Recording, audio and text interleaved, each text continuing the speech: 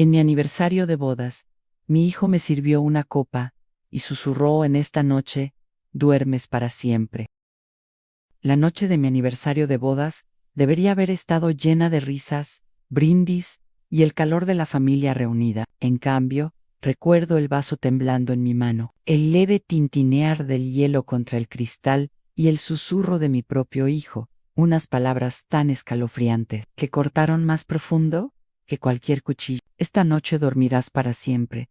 A la sala brillaba tenuemente con la luz amarilla y suave del candelabro del techo. La mesa seguía puesta desde la cena, los platos con migas de asado y puré de papas, el aire todavía con rastros de ajo y vino. Afuera, el viento otoñal aullaba contra las contraventanas, haciéndolas vibrar con un gemido bajo. Mi esposa, frágil y cansada tras semanas, sintiéndose mal, se había retirado temprano a dormir. Eso me dejaba solo con mi hijo, Daniel, sentado frente a mí.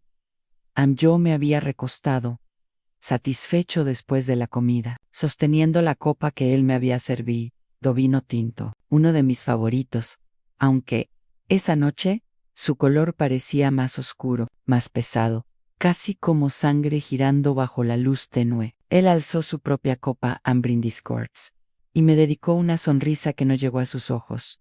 Entonces, con una voz tan baja que solo yo pude escucharla, se inclinó hacia adelante, moviendo apenas los labios, y susurró: esta noche, dormirás para siempre. Por un segundo, creí haberlo escuchado mal. Mis oídos zumbaban, ese tipo de zumbido hueco que sigue a un ruido agudo. Mis dedos se congelaron alrededor de la copa. Sus ojos permanecían fijos en los míos, tranquilos, calculadores. No había rastro de humor, ni una mueca que sugiriera una broma cruel. Solo una mirada firme, deliberada, como si hubiera ensayado esa frase durante meses.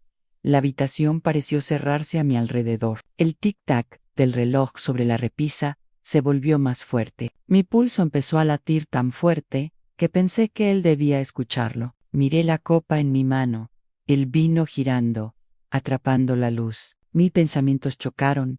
Había puesto algo dentro. ¿Era real esto? ¿Por qué?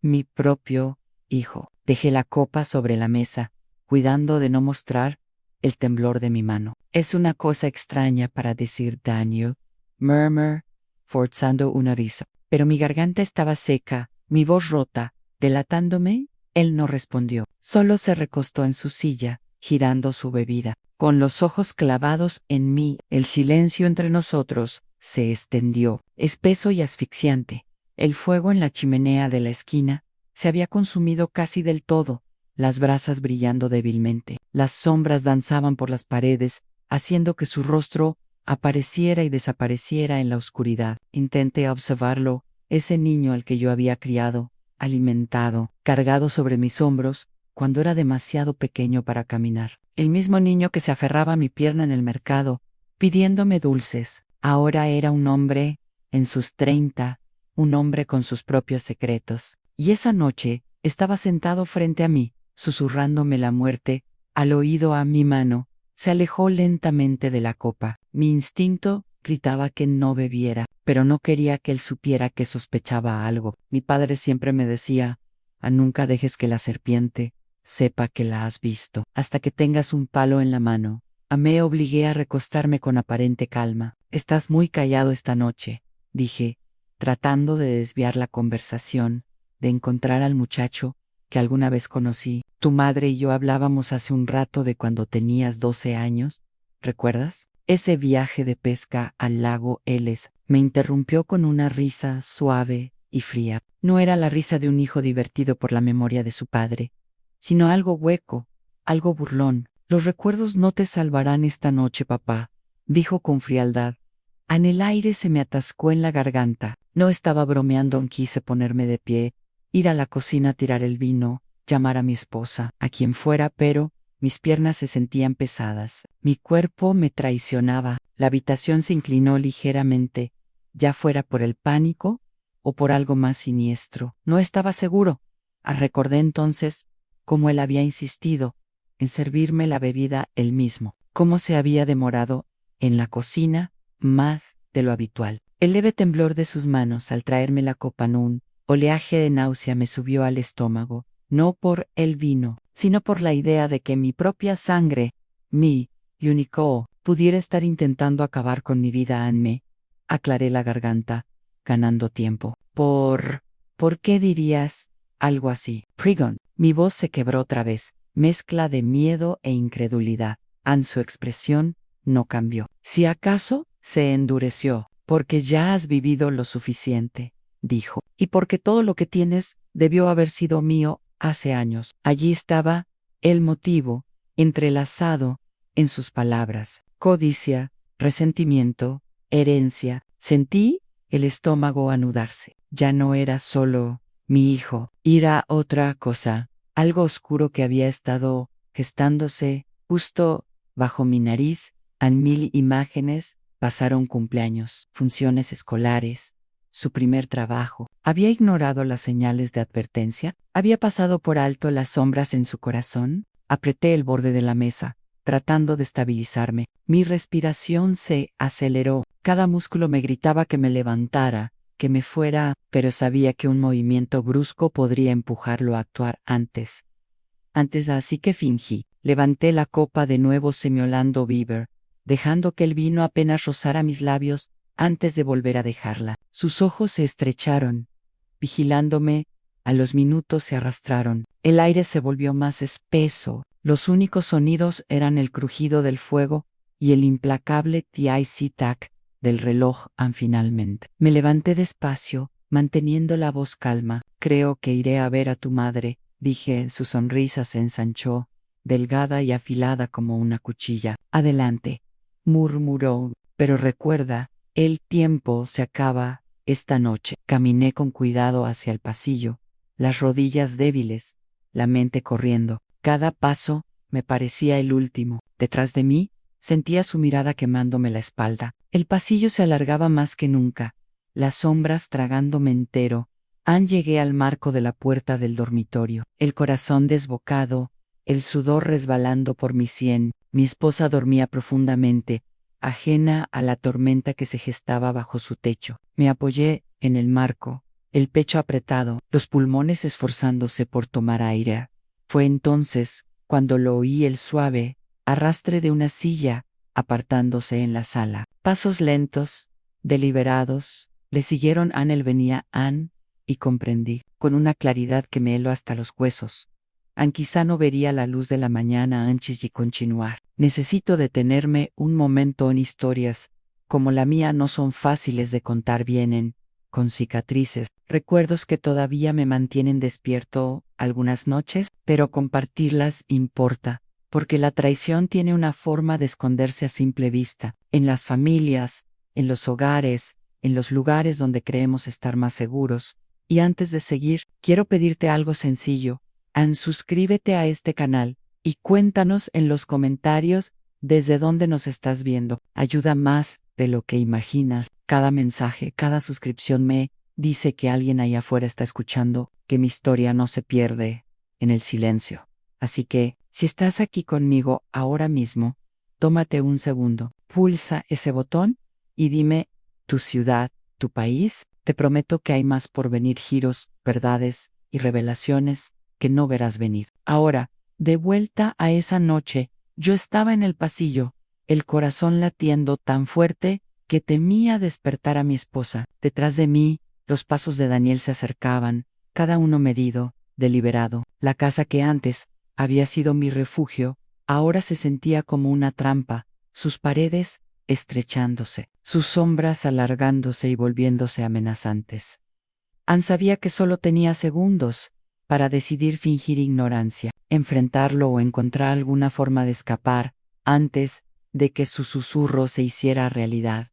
Y en ese momento, una pregunta terrible me consumía: ¿cuánto tiempo llevaba mi hijo planeando mi muerte? Para entender cómo llegó a ocurrir aquella noche, necesitas saber cómo era la vida antes de que las sombras se colaran, porque hubo un tiempo mucho antes de los susurros de traición en que mi hogar estaba lleno de risas, cuando Daniel era solo un niño de ojos brillantes y dedos pegajosos por los dulces robados. Y cuando cada tarde terminaba con la tranquilidad de la paz cotidiana, yo no era un hombre rico, ni de lejos, pero trabajaba duro y proveía para mi familia. Durante casi 3 décadas, dirigí un modesto taller de carpintería en las afueras del pueblo. Mis días empezaban con el olor a serrín y barniz, el zumbido constante de las herramientas y la satisfacción de convertir madera bruta en algo útil, a veces, incluso, hermoso. Fabricaba sillas, mesas, armarios, cosas hechas para durar. Mis manos estaban encallecidas, mi espalda dolía más con cada año, pero había orgullo en ese dolor. Significaba que estaba cumpliendo con los míos en mi esposa. Margarita era el corazón de nuestro hogar. Había sido maestra en sus años más jóvenes, antes de que su salud la obligara a bajar el ritmo. Aún así, nunca dejó de enseñarle. Enseñó a Daniel a leer antes de que pusiera un pie en la escuela, y me enseñó a mí paciencia de formas que no sabía que necesitaba. Su risa era suave, de esas que llenan una habitación sin pedir atención.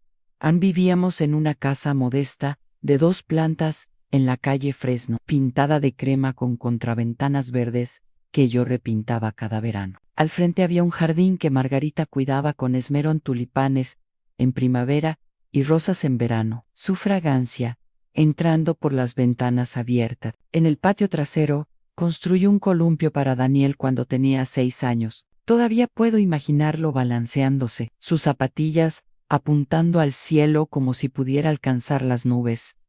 Nuestras rutinas eran sencillas pero sagradas. Desayunábamos juntos cada mañana los huevos revueltos de Margarita, mi café tan fuerte que despertaba a un muerto, las eternas peticiones de panqueques de Daniel.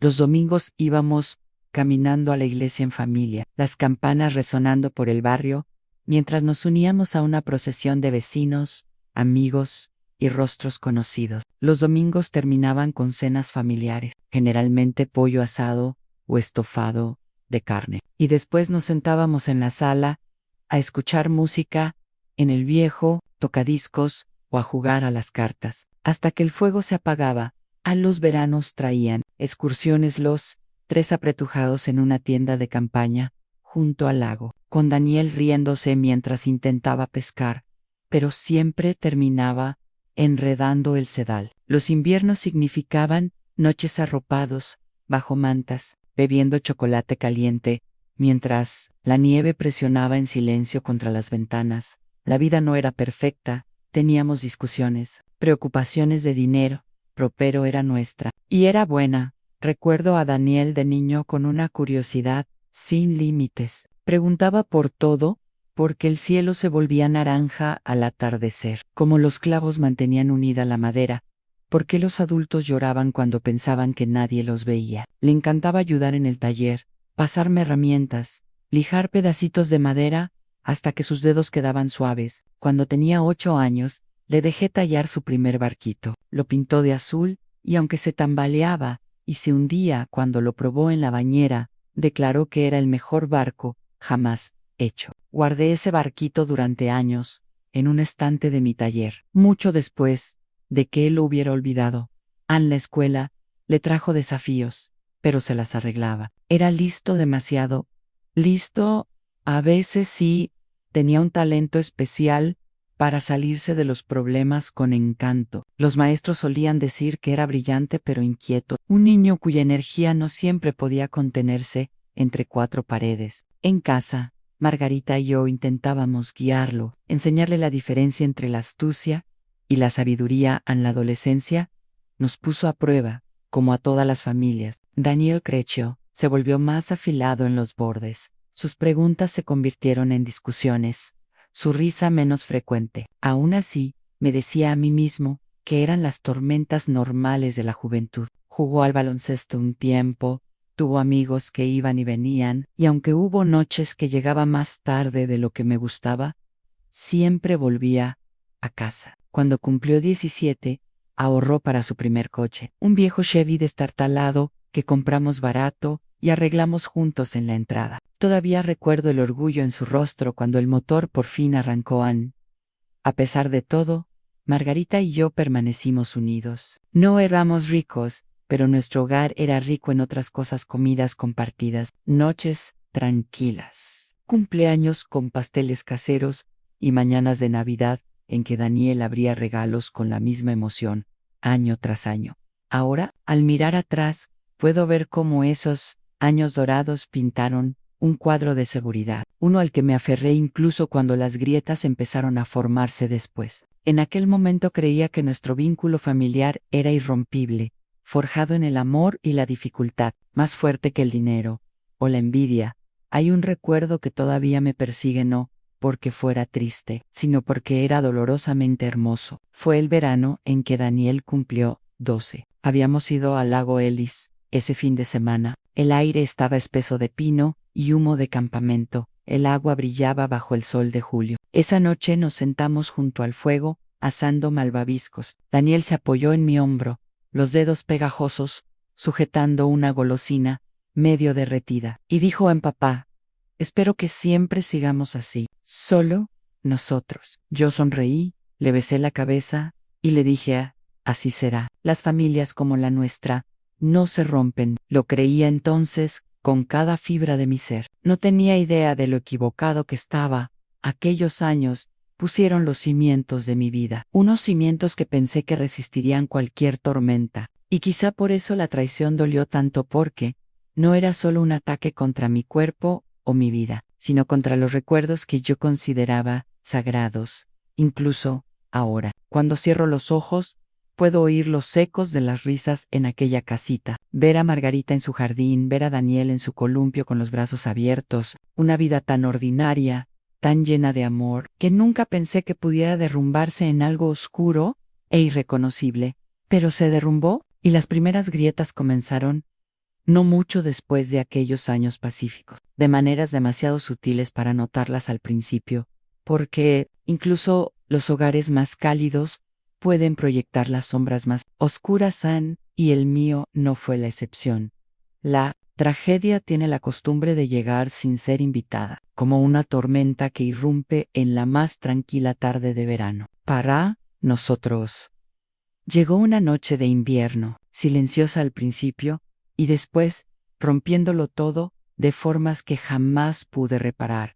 Daniel tenía 18 años, entonces, recién salido de la escuela, con sueños que se extendían mucho más allá de los límites del pueblo. Siempre había sido inquieto, ansioso de algo más que el ritmo constante de la carpintería o de la enseñanza. Quería éxito rápido y grandioso, de ese que veía en revistas brillantes y en pantallas de televisión. Admiraba su ambición, aunque me preocupaba la dureza de su voz cada vez que el tema era el dinero. En ese diciembre, cuando la nieve se acumulaba en el techo y las carreteras se volvían resbaladizas con hielo, Margarita cayó enferma. Empezó con una tos suave y persistente. Al principio no le dimos importancia a los resfriados de invierno, venían y se iban cada año, pero en pocas semanas la tos empeoró. Se puso pálida, su fuerza se desvanecía, sus pasos más lentos, su risa escasa.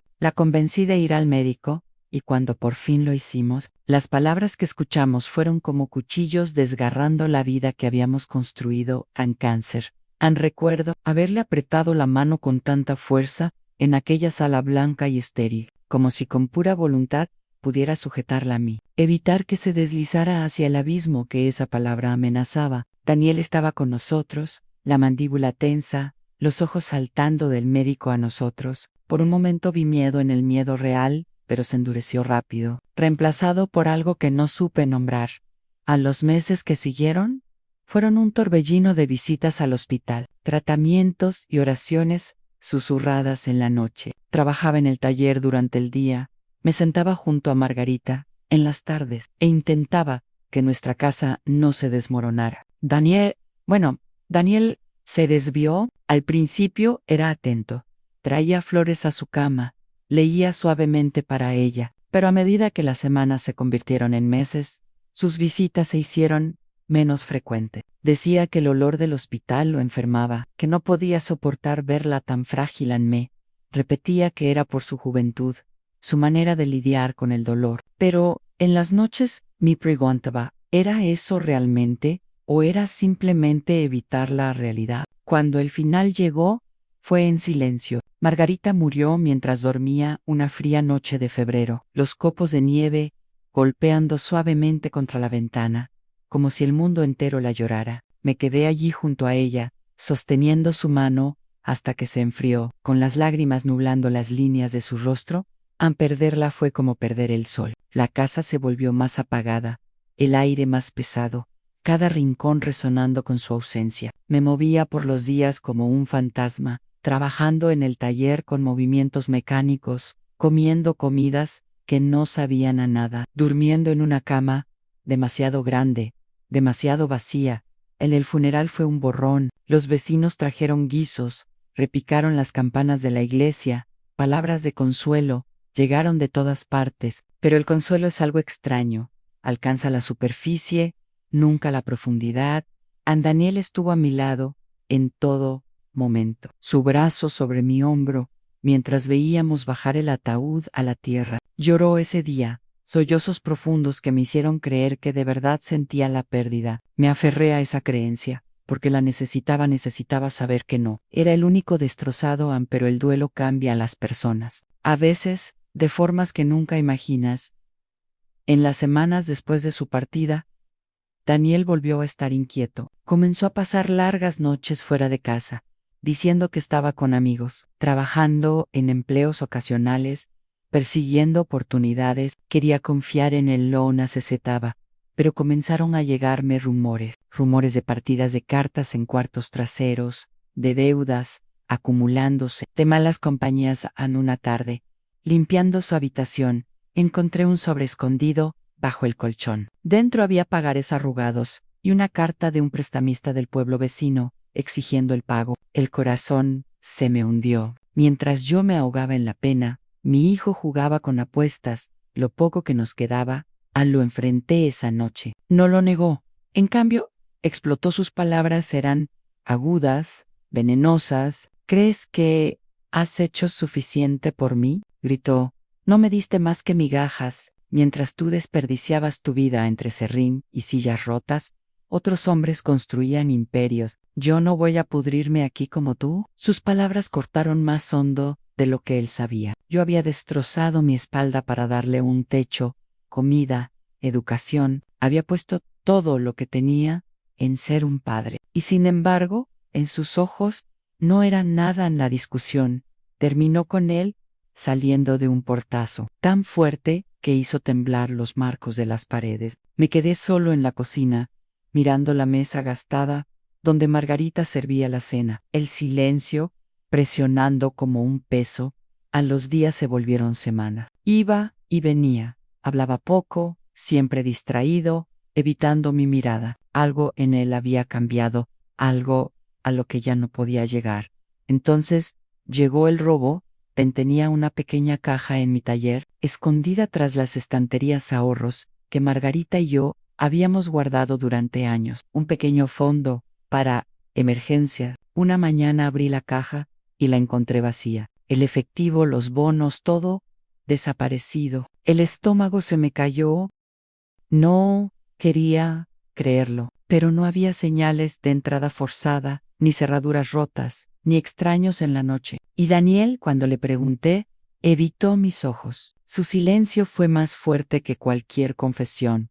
Ese fue el momento en que la sospecha echó raíces. El hijo que había criado, el niño que una vez se apoyó en mí junto a una fogata, diciendo que quería que siempre estuviéramos juntos, me había traicionado. La rabia y el dolor se entrelazaron en mi interior, una tormenta imposible de calmar. Quise sacudirlo, exigirle la verdad, recuperar lo poco que aún tenía, pero lo único que pude hacer fue sentarme allí, mirándolo a través de la mesa, preguntándome cuánto de Margarita había heredado, cuánto, algo más oscuro se escondía bajo su piel.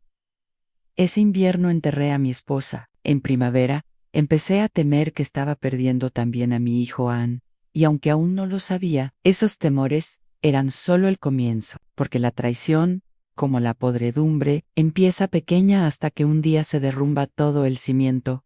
Los años que siguieron no fueron fáciles, pero de algún modo seguí adelante. El duelo tiene la manera de endurecerte o de quebrarte. En mi caso, hizo un poco de ambas cosas. Extrañaba a Margarita todos los días, la forma silenciosa en que doblaba la ropa, el aroma de su jardín en las noches de verano, pero me repetía que debía seguir viviendo, aunque no fuera por mí, al menos por Daniel, y por un tiempo. Pareció que volvíamos a encontrar nuestro rumbo. Daniel creció, más sereno en apariencia. Encontró trabajo en bienes raíces, no en una gran firma, solo en una agencia local, pero llevaba trajes, cargaba un maletín, y parecía cada centímetro el joven ambicioso. Incluso conoció a alguien, Rebeca, una joven brillante de cabello castaño rojizo y una sonrisa capaz de iluminar cualquier habitación. Era enfermera, y a diferencia de la energía inquieta de Daniel, ella irradiaba calma, esa calidez constante que me recordaba a Margarita cuando me la presentó. Recuerdo haber sentido esperanza por primera vez en años. Quizá el amor lo anclaría, lo afirmaría, de un modo que yo no podía, y por un tiempo, así fue. Se casaron en primavera, bajo un dosel de cornejos en flor. El aire estaba perfumado de azahares. La iglesia, repleta de familia y amigos. Vi a mi hijo, apuesto en su traje a medida, deslizar un anillo en el dedo de Rebeca, y por un instante fugaz, mi corazón se sintió ligero. Margarita no estaba allí en cuerpo, pero la sentí presente en todo, como si la propia luz del sol llevara su bendición. Poco después, me dieron el mayor regalo que podía imaginar a nietos. Primero una hija, Emma, con los ojos del mismo verde que los de Margarita. Luego a niño, el pequeño Jacobo, con el cabello oscuro de su padre, y una sonrisa traviesa, que me hacía reír y doler de recuerdos al mismo tiempo.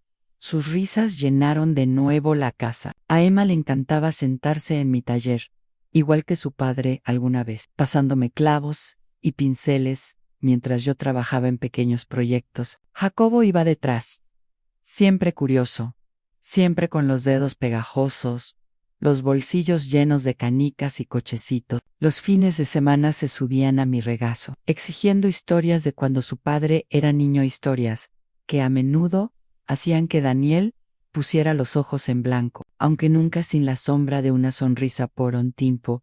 Fue como si la tormenta hubiera pasado. También reconstruí mi negocio, aceptando proyectos más grandes e incluso contratando a un aprendiz para ayudarme con los encargos. El taller volvió a vibrar con vida, y mis noches ya no estaban vacías. Las cenas familiares regresaron, esta vez con la cocina de Rebeca llenando la mesa, su risa mezclándose sin esfuerzo con la nuestra, y hubo momentos dorados y tranquilos en que pensé que habíamos sanado, y, sin embargo, debajo de todo, a veces percibía destellos de algo más oscuro. Daniel tenía éxito. Sí, pero su éxito llevaba un filo. Hablaba a menudo de dinero, de casas más grandes y autos más rápidos. Envidiaba a colegas que parecían ascender más rápido, y siempre había un hambre en sus ojos cuando el tema de la herencia surgía en reuniones familiares. Al principio lo pasé por alto. La ambición no era un pecado, después de todo, pero a veces sus palabras resonaban demasiado cerca de aquella ira que una vez me había escupido en la cocina años atrás. Rebeca, bendita sea, parecía no notarlo, o tal vez elegía no hacerlo. Lo adoraba, lo defendía, cuando otros alzaban una ceja ante su temperamento. Y aunque nunca dudé de su amor, a veces me preguntaba si veía las sombras que yo veía. Hubo otras señales, pequeñas pero inquietantes. Una vez, durante una cena familiar, sorprendí a Daniel mirando mi reloj de bolsillo, un regalo de mi propio padre con una expresión, no de afecto, sino de posesión, como si calculara cuándo sería suyo. Otra vez, después de que mencioné actualizar mi testamento, su tono se volvió agudo, insistente, presionando para que me asegurara de que todo fuera justo. Quise creer que eran momentos pasajeros, nada más que las preocupaciones de un hombre ansioso por asegurar su futuro. Al fin y al cabo, no lo había visto acunar a sus hijos, arroparlos con una ternura que jamás pensé que tuviera. No lo había escuchado susurrar, te amo a Rebeca cuando creía que nadie lo oía? Así que aparté las dudas. Me repetí que la gente cambia, que el muchacho imprudente que alguna vez malgastó nuestros ahorros había desaparecido, reemplazado por un hombre que trabajaba duro, que proveía para su familia, que volvía a estar a mi lado. Y por un tiempo, esa mentira fue suficiente. Los años pasaron en este ritmo de paz y desasosiego. Yo envejecía, más lento, con el cabello volviéndose plateado y las manos endurecidas por la artritis. Pero ver a Emma saltando por el sendero del jardín o a Jacobo persiguiendo luciérnagas en el patio, me daba motivos para sonreír. Me recordaban que la vida, incluso después de una gran pérdida, aún podía florecer, y sin embargo, por las noches, cuando la casa quedaba en silencio, a veces me quedaba despierto, mirando el techo, repitiendo en mi mente las palabras que Daniel me había gritado. No me diste más que migajas. Resonaban en el silencio, recordándome que las viejas heridas no desaparecen, permanecen ocultas. Esperando ni intentaba silenciar la inquietud, con gratitud, gratitud por la bondad de Rebeca, por la inocencia de mis nietos, por las risas que una vez más llenaban estas paredes. Pero en el fondo, una voz susurraba que los mares tranquilos pueden esconder corrientes peligrosas, y tenía razón en temer, porque mientras yo creía que habíamos reconstruido nuestras vidas, lo que no sabía era que los cimientos tenían grietas, pequeñas, invisibles, en la alegría del momento. Pero grietas, al fin, y como todo carpintero sabe, una estructura con grietas ocultas, un día terminará por colapsar con los años, mientras mi cabello se volvía completamente plateado. Las conversaciones en nuestra familia empezaron a cambiar. Ya no hablábamos de proyectos escolares, de excursiones de campamento, ni siquiera de los últimos negocios de Daniel. El tema que se fue colando en nuestras cenas y permanecía en los pasillos era la herencia. Al principio comenzó de forma inocente. Rebeca, siempre práctica, preguntó una noche: ¿has pensado en dejar las cosas por escrito, papá? Ya sabes, para que no haya confusión después. Hablaba con amabilidad, su mano sobre mi brazo, sus ojos cálidos. No podía culparla. Era una pregunta justa. Me acercaba a los 70 y, aunque algunos días me sentía ágil, también sabía que el tiempo ya no era mi aliado. Al principio lo desestimé. Hay tiempo de sobra para eso, dije con una sonrisa. Pero por dentro, la idea permaneció. Margarita y yo habíamos hablado alguna vez de testamentos, de dejar algo estable para Daniel tras su muerte.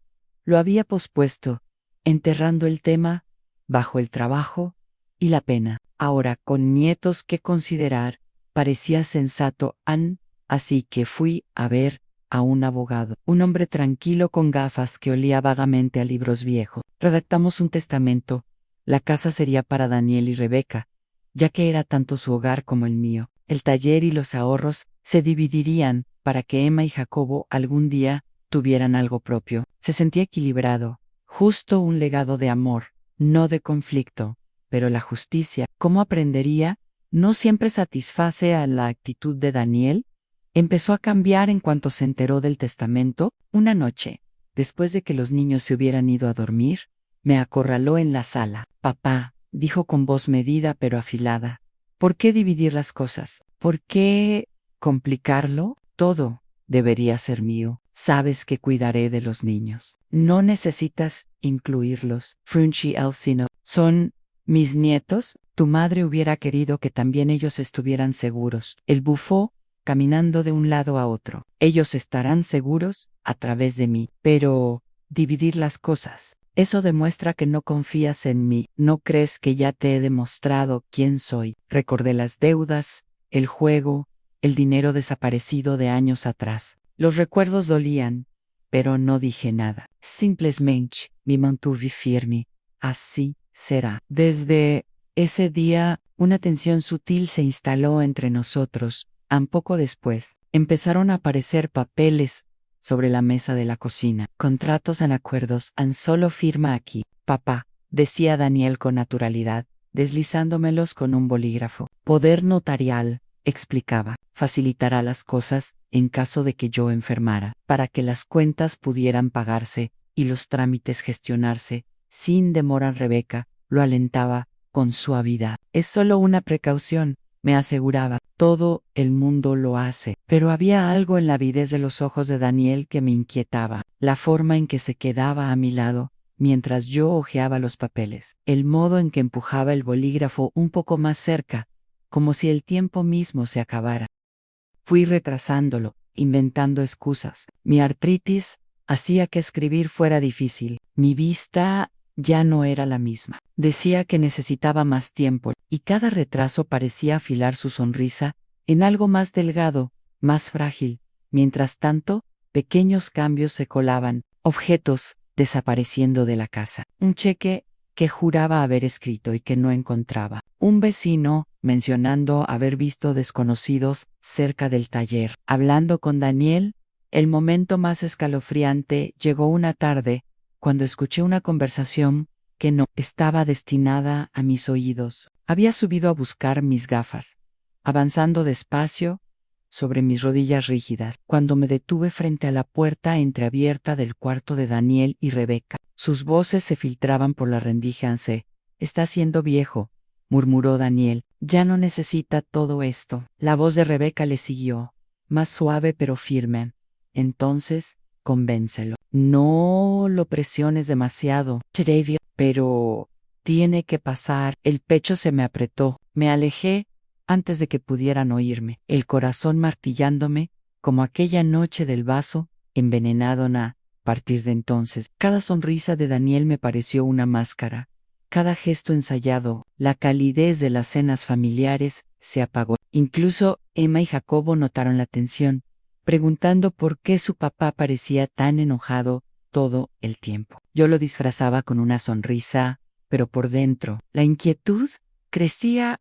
A la primera gran señal de alarma, llegó una mañana húmeda de otoño. Estaba en el taller, puliendo una mesa, cuando un hombre con traje apareció en la puerta. Se presentó como agente inmobiliario. Entiendo que está listo para vender la casa, dijo alegremente. Me quedé helado, trapo en mano. ¿Vender la casa? ¿Quién le dijo eso? Su hijo respondió, hojeando unos papeles. Daniel dijo que ya le había dado autoridad. Las manos me temblaban al dejar el trapo. Yo nunca firmé nada, dije con firmeza. El agente inmobiliario se veía confundido. Bueno, él ha estado en contacto con nosotros durante semanas. Incluso tenemos compradores interesados. La habitación giró. Semana. Compradores. Mi propio hijo organizando la venta del hogar, donde aún florecían las rosas de su madre, donde mis nietos jugaban en el columpio. Le pedí al hombre que se marchara, cortés pero firme. Cuando la puerta se cerró tras él, me quedé en el silencio del taller, el olor del barniz pesado en el aire, el pulso martillándome. Ese fue el momento en que lo supe. Esto no se trataba solo de herencia, de precaución, ni de planificación familiar. Esto se trataba de control, de borrarme antes de que yo me fuera en los papeles. La presión, las conversaciones a puerta cerrada, todo encajaba en una sola y escalofriante realización.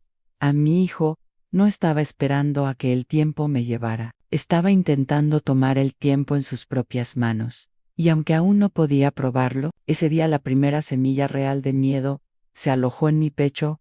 Después de aquella mañana, con el agente inmobiliario, algo cambió entre Daniel y yo, aunque nunca admitió lo que había hecho. La máscara que llevaba se resquebrajó, lo suficiente para dejarme ver el acero que había debajo. Dejó de fingir tanto. La calidez en su voz al llamarme papá se volvió más delgada, quebradiza, casi sarcástica. En las cenas familiares, su risa llevaba un filo, tan cortante como vidrio roto. Cuando Rebeca hablaba de mi salud, o los niños me molestaban por moverme más despacio, lo veía observarme, con una sonrisa demasiado amplia y unos ojos demasiado fríos. A la primera señal clara, llegó una noche en que extravié mi billetera. Busqué en la sala, en el taller, en los bolsillos del abrigo. Finalmente la encontré en la encimera, pero el dinero había desaparecido. Solo quedaba un billete, doblado con cuidado, como burlándose de mí. Cuando le pregunté a Daniel, se rió. Quizá olvidaste que lo gastaste, dijo. Sus ojos se clavaron en los míos, desafiándome a contradecirlo, no lo hice. Pero dentro de mí, una semilla de temor empezó a crecer. Tan pronto. Sus sugerencias sobre el poder notarial se convirtieron en exigencias. Te estás haciendo viejo, decía sin rodeos. Ya no puedes controlarlo todo. Una caída, una estancia en el hospital, y todo podría desmoronarse. ¿Para qué arriesgarse? Solo firma. Mi voz se mantenía calmada, pero mis manos temblaban cada vez que le devolvía los papeles. Me las arreglaré, decía. Me las he arreglado toda mi vida. Esa respuesta ya no lo satisfacía. Su mandíbula se tensaba, sus labios se apretaban. Una vez cerró la carpeta de golpe, tan fuerte que el ruido hizo que Emma se estremeciera desde el otro lado de la sala. Después forzó una sonrisa, acariciándole la cabeza, pero el momento quedó suspendido, en el aire. Otros cambios siguieron. Empezó a encargarse de las facturas para mi comodidad, aunque yo nunca se lo pedí. Abría cartas que luego encontraba mal cerradas. Una vez me llamó el banco para confirmar una transferencia que yo jamás había solicitado. Cuando lo confronté, se encogió de hombros. Solo estoy simplificando las cosas. Te preocupas demasiado. No era solo el dinero, era la manera en que me hablaba ahora, frases cortas, tajantes, como si cada palabra le costara paciencia. Si le preguntaba por su trabajo, respondía con una mueca anal, menos mejor que perder años entre serrín. Si olvidaba dónde dejé mis gafas, murmuraba entre dientes, ya estás fallando. Rebeca trataba de suavizar las cosas. Solo está estresado, me susurraba cuando Daniel salía de la habitación. Los negocios han estado difíciles. No lo tomes personal. Sus palabras eran amables, pero sus ojos mostraban preocupación. No era Sega. Ella también lo veía, las sombras creciendo dentro de su marido Ann por las noches. Cuando la casa se sumía en silencio, oía sus pasos recorriendo los pasillos, no una o dos veces, sino durante horas, las tablas crujiendo bajo sus pies. A veces se detenía frente a mi puerta. Yo contenía la respiración, mirando la rendija de luz bajo el marco, hasta que los pasos seguían adelante.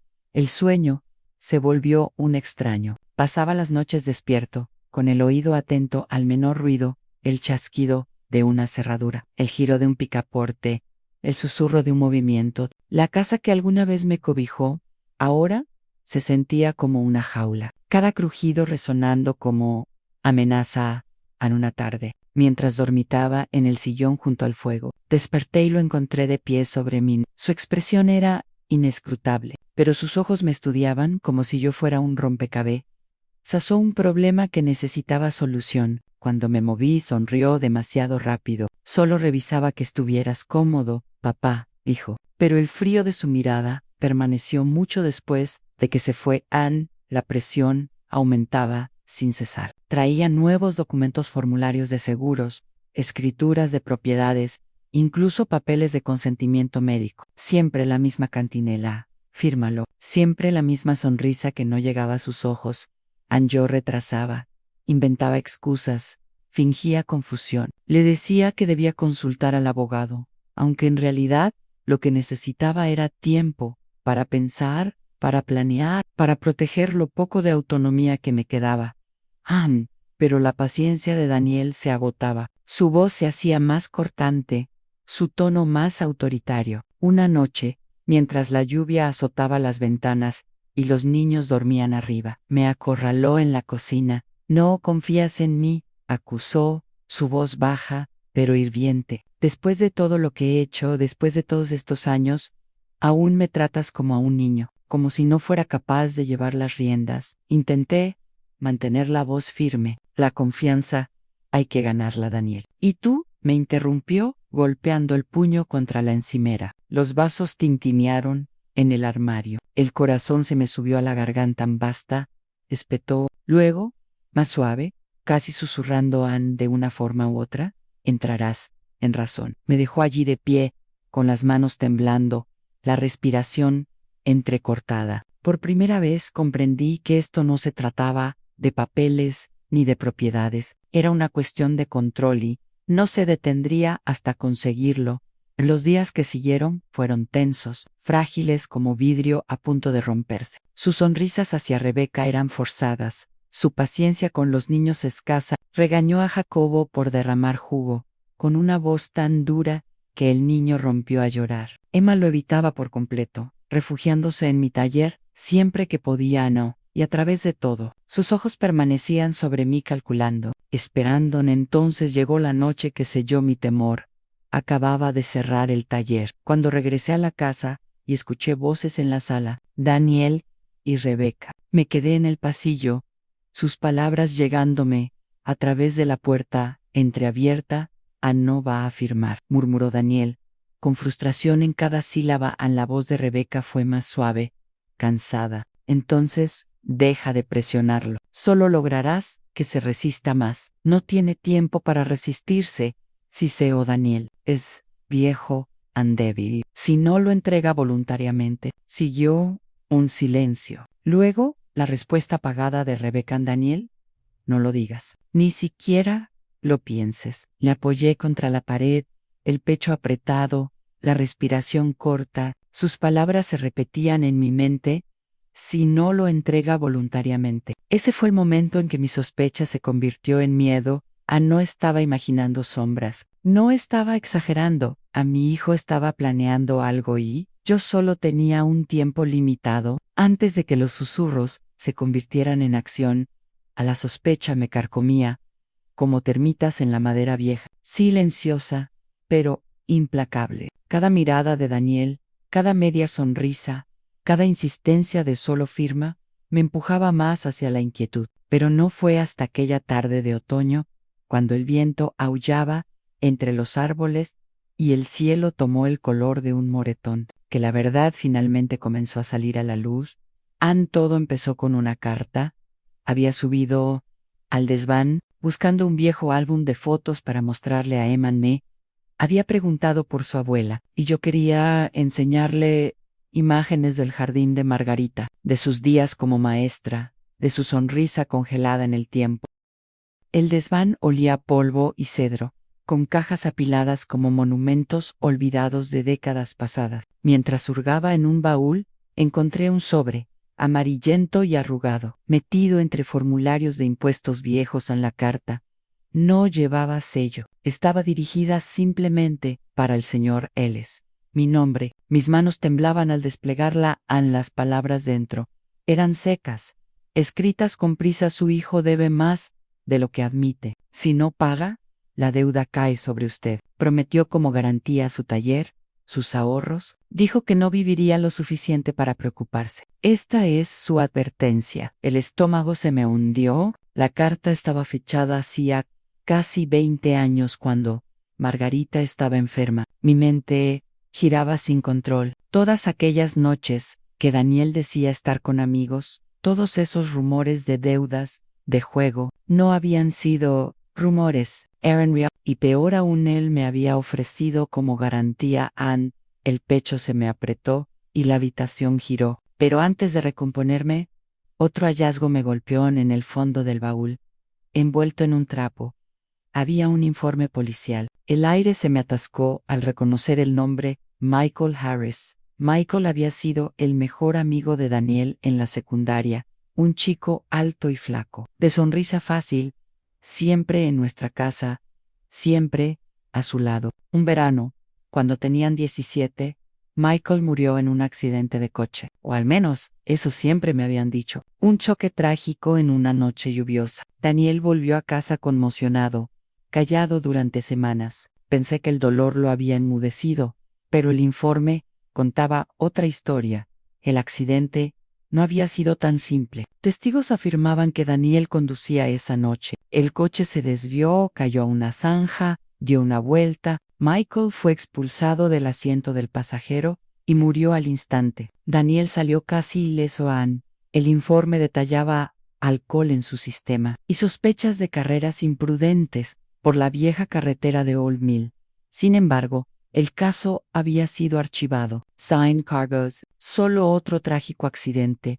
Mis manos temblaron tanto que el papel se me cayó. Planeó hasta el suelo del desván, como una hoja muerta, archivado, han cubierto, olvidado. Y de pronto, piezas del pasado encajaron como fragmentos afilados. La razón de que Daniel se volviera frío, inquieto, iracundo, el cambio repentino tras la muerte de Margarita. La culpa enterrada, fermentando, torciéndose en resentimiento, pero la culpa no explicaba sola la carta. Él había jugado incluso... Entonces, había pedido prestado en mi nombre, y alguien, en algún lugar, lo había ayudado a encubrir una muerte ahí me dejé caer en el suelo del desván, con la respiración entrecortada. Mi hijo, mi propia sangre no, solo me había traicionado con deudas y mentiras. Había matado a su mejor amigo, escondido tras el silencio, y me dejó creer una mentira. Durante décadas, las lágrimas me nublaban la vista. Mis manos se aferraban al pecho, como si pudiera sostener mi corazón mientras se resquebrajaba. Cada recuerdo de Daniel de niño, cada momento de orgullo, cada risa compartida corrompidos, envenenados, ¿había sido real? ¿Algo de eso? ¿O había criado a un muchacho ya manchado por sombras que me negué a ver? Me quedé allí lo que parecieron horas, la casa crujiendo a mi alrededor, el viento golpeando las ventanas. Al fin me obligué a levantarme, apretando los papeles, con las rodillas débiles. Necesitaba respuestas. Esa noche, después de que los niños se hubieran acostado, lo enfrenté. Puse la carta y el informe sobre la mesa entre nosotros. ¿Qué es esto, Daniel? Mi voz temblaba, pero se mantuvo firme. Él miró los papeles, luego me miró a mí. Por un instante, su expresión vaciló. Luego, esbozó una mueca, una lenta y cruel mueca que me revolvió el estómago. Así que lo encontraste, dijo. Simplemente la sala me dio vueltas. ¿Prometiste mi taller como garantía? ¿Usaste mi vida como moneda de cambio? Se encogió de hombros, recostándose en la silla, despreocupado. Fue hace mucho tiempo. Además, no pasó nada, ¿verdad? Y Michael, susurré, con la garganta apretada. Todos estos años, me dejaste creer que murió en un accidente. Pero, tú conducías, tú... Sus ojos se endurecieron. Él sabía los riesgos. Éramos unos críos. No fue mi culpa que no pudiera sujetarse. La crueldad casual de su tono me arrancó el aire. Podrías habérmelo dicho. Podrías haberlo afrontado. Haber hecho lo correcto. Rió con amargura. ¿Sabes qué me habría pasado? Prisión a mi vida arruinada. Why Paratre? Para que tú pudieras tener la conciencia tranquila. Hice lo que tenía que hacer. Mis manos temblaban, mi respiración era corta. Me has meant, me has robot. ¿Y ahora quieres que te entregue lo que queda de esta familia? Su mueca regresó, afilada como una cuchilla. Las lágrimas brotaron. Entonces, no solo de dolor, sino de furia, de desgarro, de traición tan profunda que me vació por dentro. Mi hijo no solo había traicionado mi confianza, había construido su vida sobre mentiras y sangre, y ahora quería borrarme por completo. Golpeé la mesa con el puño, sorprendiendo incluso a mí mismo. Nunca firmaré, Daniel. No, después de esto, nunca. Su sonrisa se desvaneció, sus ojos se estrecharon. Por primera vez, vi algo crudo en su rostro, odio, puro y sin máscara.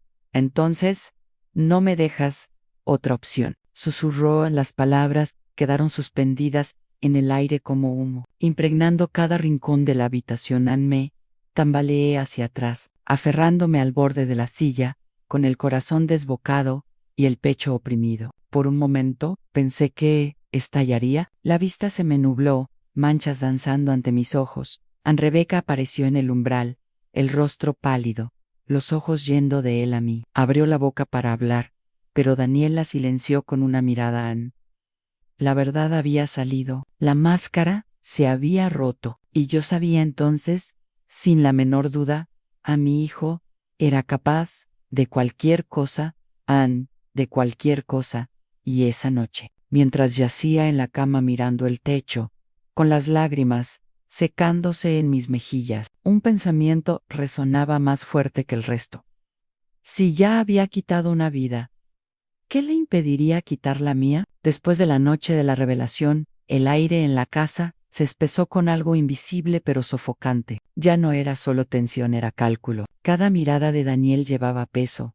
Cada silencio me aplastaba el pecho como una piedra. Y pronto empecé a ver patrones. Él estaba planeando Ann comenzó de manera sutil. Una nueva botella de pastillas apareció en mi mesilla una mañana, aunque a mí no me habían recetado nada nuevo. El médico la sugirió, explicó Daniel con calma cuando pregunté.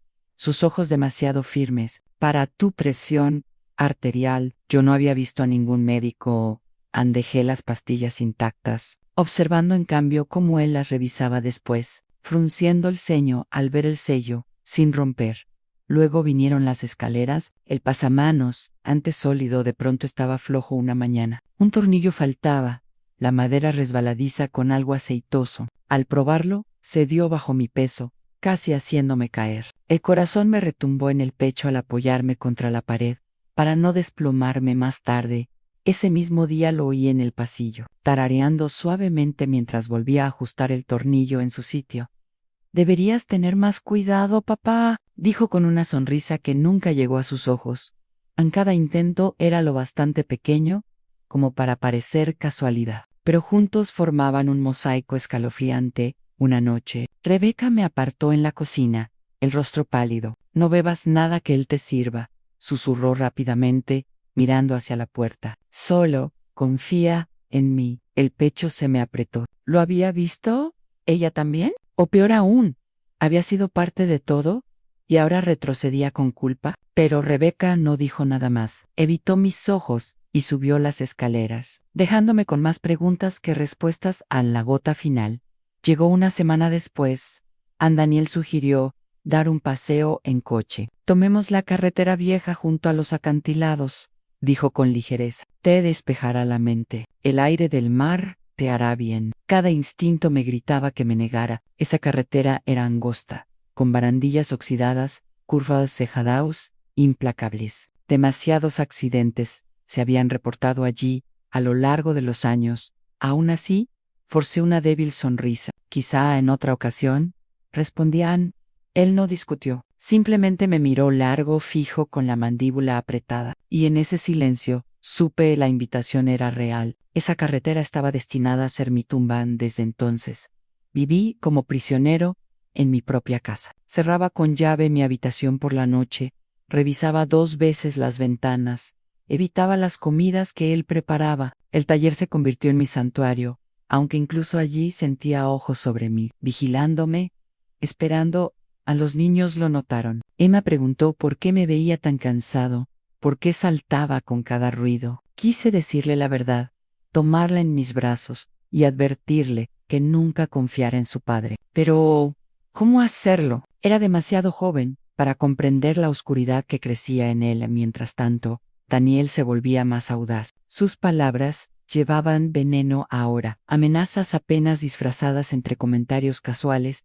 «Los accidentes ocurren», dijo una vez, viéndome luchar con una caja pesada. «Una caída, y todo podría terminar». Otra noche, mientras tronaba afuera, comentó con indiferencia: «Curioso lo rápido que se propagan los incendios en estas casas viejas». Cada frase era una daga, y sin embargo, la soltaba con la naturalidad de una charla ligera, siempre con una sonrisa, siempre con un tono suave.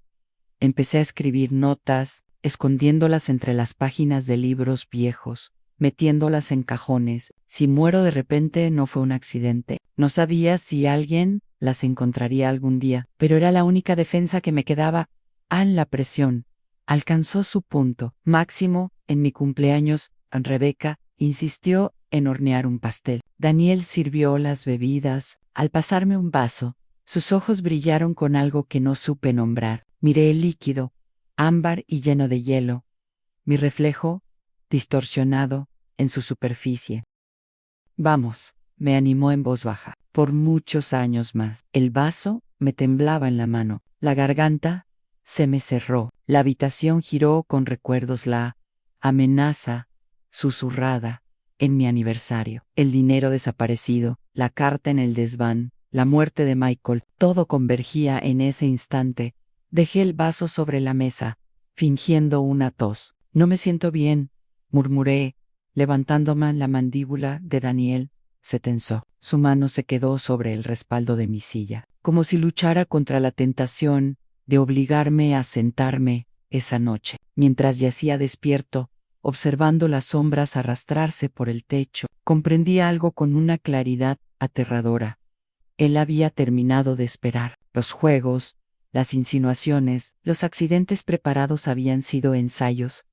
A la ejecución se acercaba Annie, y pronto Anne ocurrió en una noche de tormenta. De esas noches en que el cielo se parte con relámpagos dentados y el trueno retumba tan hondo que sacude los huesos. La lluvia azotaba contra las ventanas, marcando un ritmo implacable que tensaba mis nervios.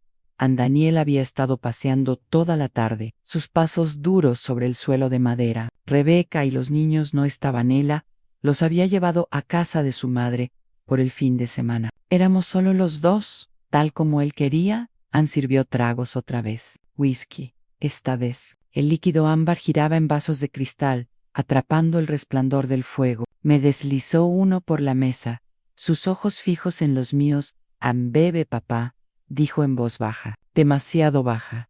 Anne, negué con la cabeza. No, esta noche. Su sonrisa se afinó. Me insultas cuando te niegas. Un relámpago iluminó su rostro, en un contraste brutal. El niño que yo había criado había desaparecido. En su lugar estaba un hombre tallado en codicia, rabia y sombra. El silencio se estiró. Luego, con violencia repentina, lanzó el vaso contra la pared. Se hizo ágicos, los fragmentos esparciéndose como estrellas por el suelo. Me estremecí, el pulso retumbando en mis oídos. Basta de juegos, siseo. Debiste haber firmado, debiste haber confiado en mí, pero no tenías que aferrarte a tus migajas, a tu taller, a tu orgullo miserable. Se acercó M. Sus pasos eran deliberados, depredadores. Me levanté, pero demasiado lento. La edad me traicionaba. Las rodillas rígidas, las manos temblorosas. Me empujó con fuerza y me golpeé contra la mesa, el dolor disparándose por mi espalda. Anne Daniel, por favor. Jadeé. Soy tu padre. Su risa fue hueca, cruel, y los padres están hechos para apartarse. Antes de que pudiera reaccionar, se lanzó. Sus manos me sujetaron de los hombros, empujándome hacia la escalera. Mis talones se arrastraban contra el suelo. Mis dedos arañaban sus muñecas. El rugido de la tormenta afuera parecía eco del caos. Adentro Anne, en lo alto de la escalera, se detuvo, su rostro a centímetros del mío, su aliento caliente, agitado. Una caída, susurró. Un accidente. Eso es todo lo que hace falta. El corazón me retumbaba. Me retorcí, luché, pero su agarre era de hierro. Las escaleras se abrían abajo, una fauce oscura esperando tragarme. Entonces, con un empujón brusco, me lanzó hacia adelante. El mundo giró. Mi cuerpo rodó por la escalera, golpeando contra la madera, el dolor explotando en mis costillas. Mi cabeza chocó con el borde de un escalón. Estrellas estallando en mi visión. El sabor metálico de la sangre llenó mi boca. Caí, hecho un montón al final, jadeando, el cuerpo gritando de dolor. Por un instante creí que era el final, que la muerte había llegado. Pero aún respiraba. Mi corazón seguía latiendo. Estaba vivo, apenas. Arriba, Daniel me observaba desde lo alto de la escalera. Otro relámpago iluminó su rostro, y en ese instante vi que no había duda. En el solo cálculo descendió despacio, cada paso deliberado, como un cazador acercándose a su presa. Herida, debiste haberlo dejado ir, murmuró. Ahora sufrirás, antes de que termine. Tosí, la sangre salpicando el suelo, mi visión nublándose. Cada instinto me gritaba que permaneciera inmóvil, que fingiera estar muerto. Dejé que mis miembros cayeran inertes, mis ojos entrecerrados, mis respiraciones superficiales entrecortadas, casi imperceptibles. Él se agachó a mi lado, presionando dos dedos contra mi cuello. Ese contacto me recorrió como un escalofrío de rabia y terror, pero seguí quieto. Tras un largo momento, se rió. Viejo, se levantó, sacudiéndose las manos como quien se quita el polvo de encima. Mañana te encontrarán al pie de la escalera. An accidente, nada. Se giró y lo escuché en la cocina, su voz tranquila, ensayada. Sí, es mi padre. Se cayó, creo que se ha ido, pero no me había ido, aún no reuniendo cada gramo de fuerza. Me arrastré hacia el pasillo, mis dedos aferrándose al suelo. Cada centímetro era agonía, mis costillas gritaban, mi cabeza latía, pero me obligué a avanzar, alcancé la puerta del taller, empujándola con un débil esfuerzo. Dentro, el aroma familiar de serrín y barniz me golpeó un recordatorio de quién era, de lo que había construido. Mi mano tanteó a ciegas el banco de trabajo hasta cerrarse sobre algo sólido, mi viejo martillo.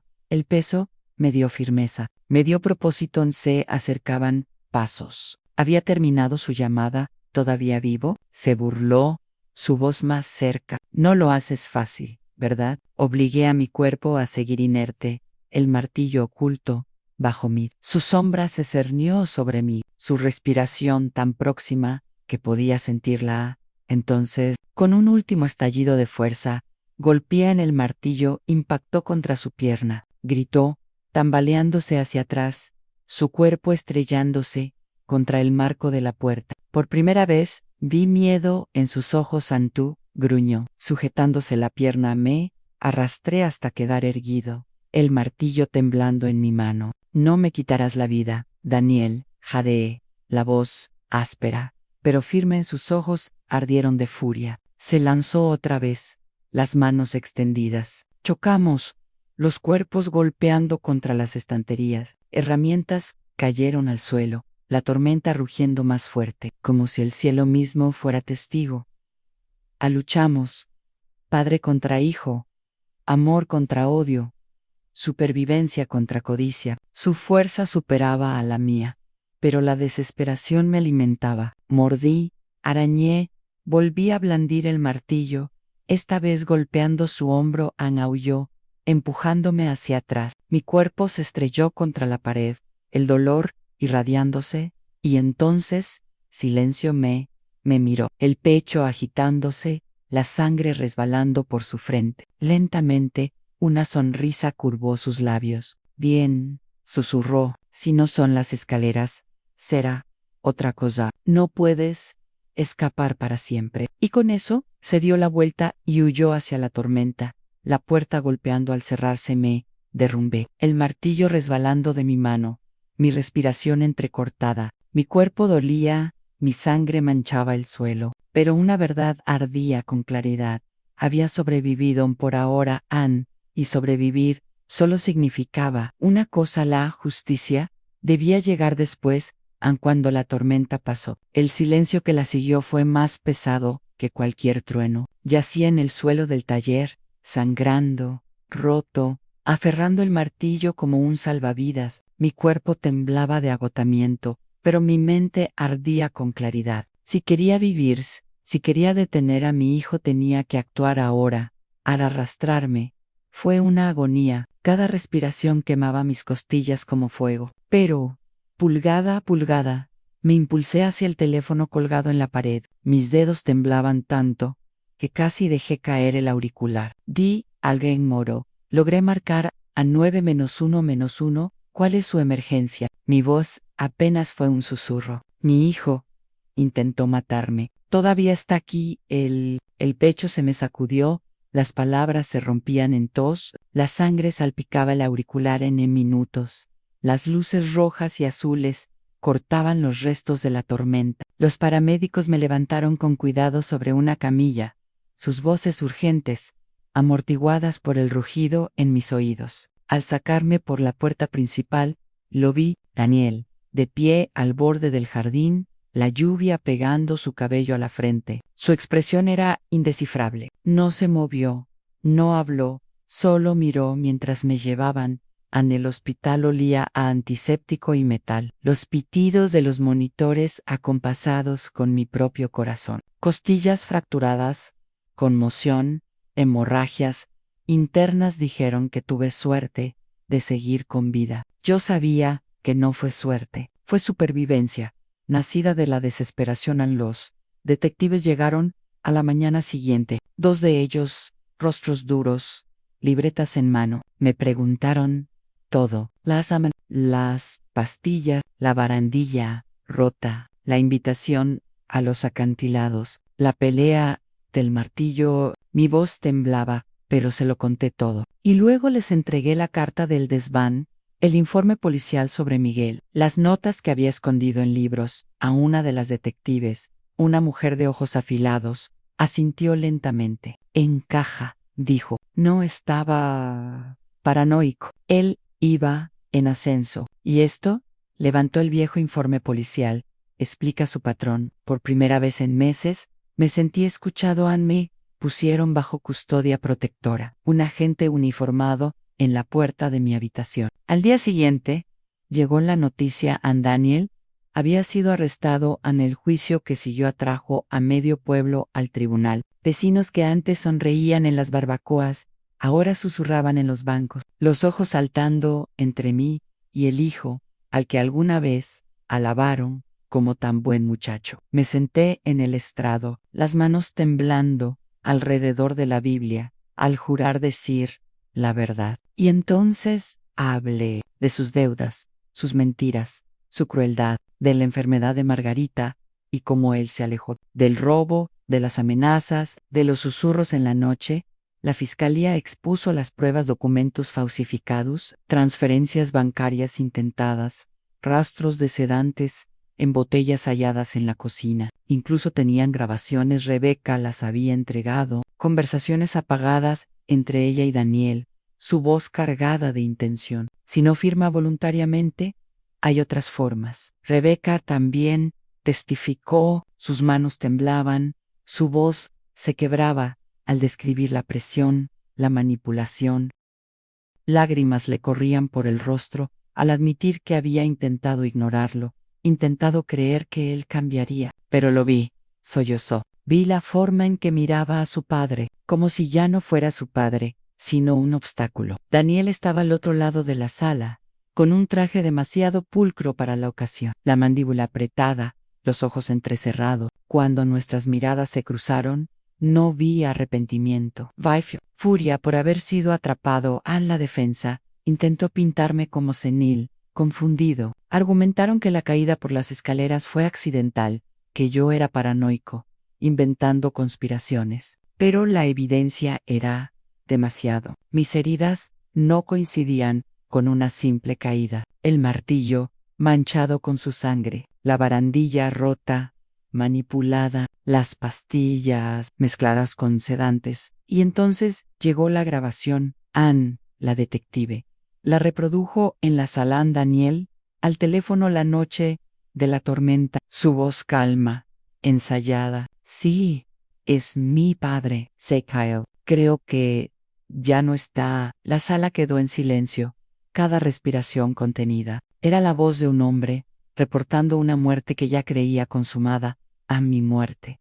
El veredicto llegó rápido, culpable en múltiples cargos en intento de homicidio, fraude, falsificación. El peso de cada palabra retumbaba en la sala, como martillazos, clavando clavos en un ataúd, aun cuando el juez dictó la sentencia. Décadas en prisión. Sin libertad condicional, Daniel finalmente se quebró, se levantó, el rostro retorcido de rabia, gritando por encima de la sala.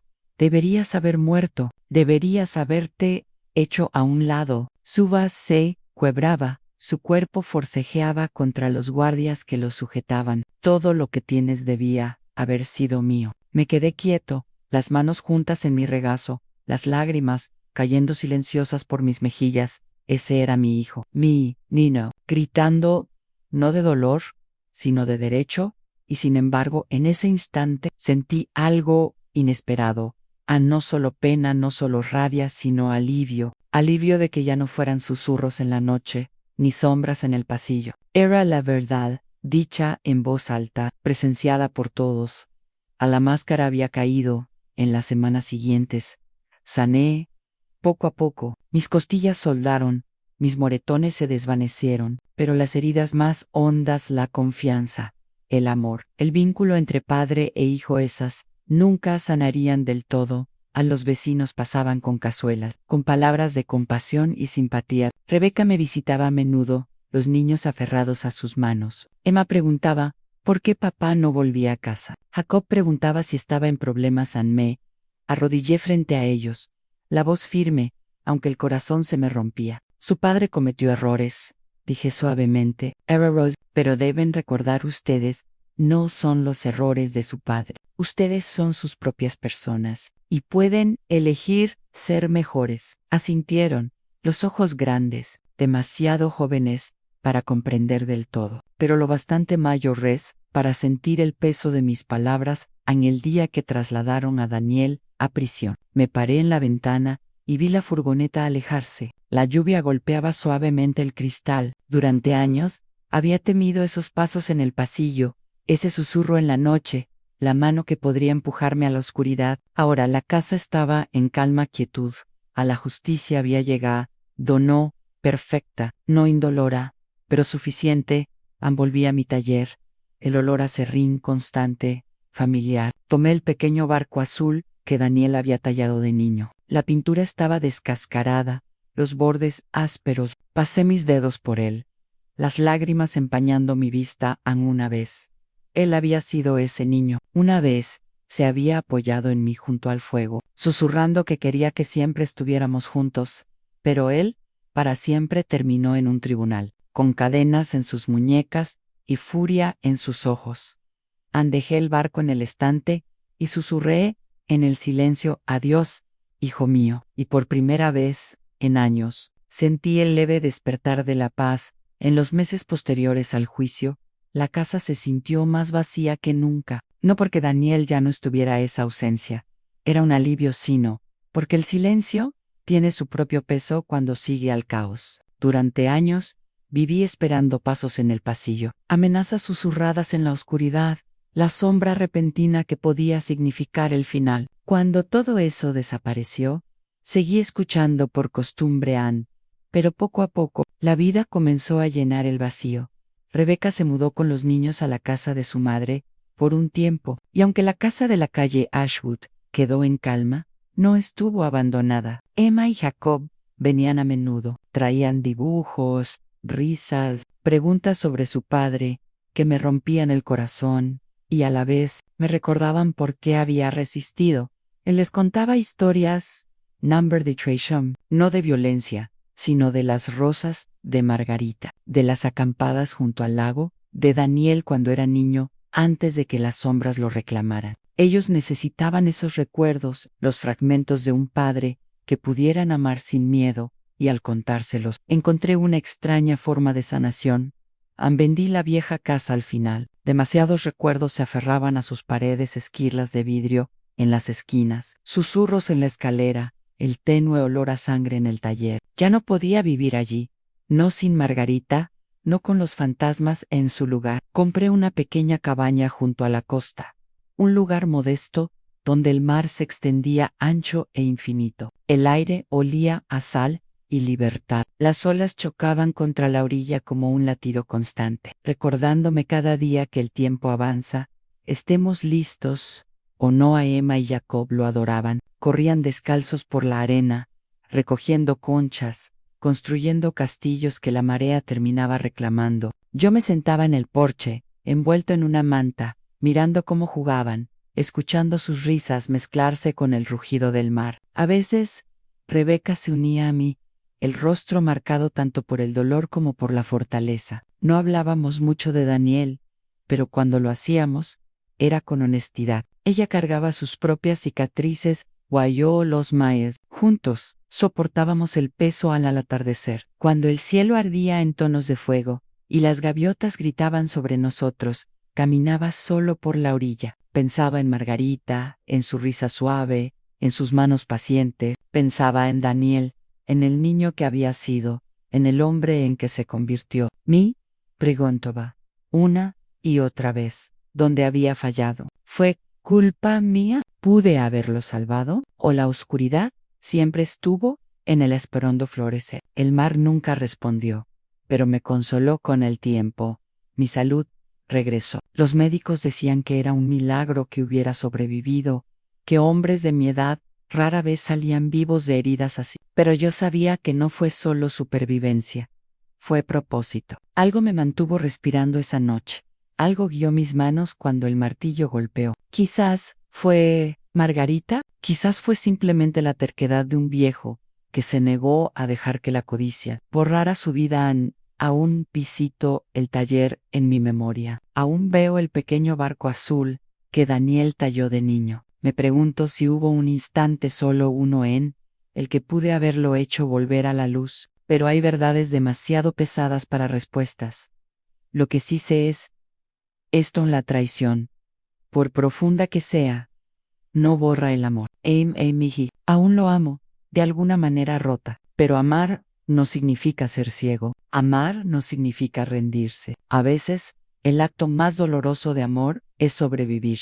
Reelegir vivir, contar la historia, asegurarse de que el ciclo termine contigo. Soy un hombre viejo ahora, pero he aprendido que sobrevivir no es solo respirar, es reconstruir, es plantar rosas otra vez, incluso después de que el jardín se haya quemado, es abrazar a tus nietos y prometerles un futuro mejor. Así que me siento aquí, junto al mar, el sol calentando mi rostro, el sonido de la risa de los niños flotando en el viento. El pasado siempre me perseguirá, sí, pero no definirá el resto de mis días, porque la historia de mi traición es también la historia de mi supervivencia. Si hay una lección que puedo dejar, es esta: cuídate de las sombras, incluso cuando lleven el rostro de la familia. Confía, pero protégete. Ama, pero no cierres los ojos a la verdad. Y cuando llegue la traición, como suele hacerlo, deja que te convierta en algo más fuerte, no en algo roto. La María Su. El sol desciende y el mundo sigue girando. Mis cicatrices permanecen, pero también mi voluntad. Y mientras cierro este capítulo de mi vida, te dejo con estas palabras. Haz clic en el siguiente video para una historia de traición que nunca olvidarás.